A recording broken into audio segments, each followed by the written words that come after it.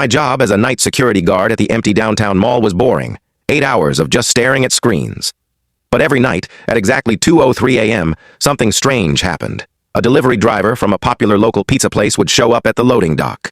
He never brought pizza, though. He'd just hand me a plain sealed brown paper bag and drive off. The first time I looked inside, a single slice of burnt toast. The second time, a crumpled lottery ticket. The third time, the bag contained a perfect unblemished apple and a note reading, "The clock is wrong." I was completely baffled. I checked the mall's clock. It was synced to the atomic standard. I threw the weird gifts in the trash. But the next night, he was back. 2:03 a.m. on the dot. This time, the bag held a broken key and a tiny detailed map of the mall's ventilation system. The night after that, it was a brand new, expensive laser pointer. I started to think this was some kind of elaborate, bizarre communication system. I realized the note was a clue. The clock being wrong meant the delivery time itself was important.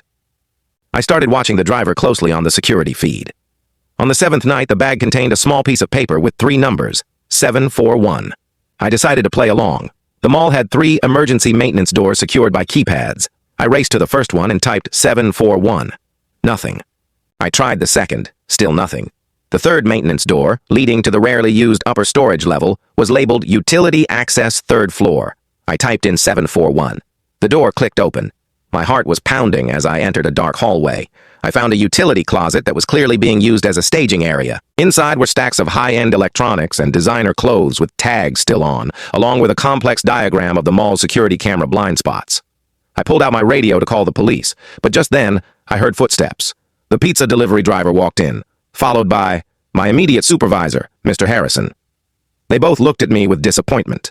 "It took him 7 days," my supervisor sighed, shaking his head. 7 days to open a locked door." I found your stolen goods," I stammered. My supervisor chuckled, picking up a brand new drone. "We're not stealing, Miller. We're testing. I'm the head of Corporate's Loss Prevention Task Force, and the pizza driver is our IT specialist. For the last month, we've been running a simulation to identify the mall's security weak points, and more importantly, to find a security guard clever enough to join our team." He tossed the apple I had received earlier into the air. The burnt toast was the baseline.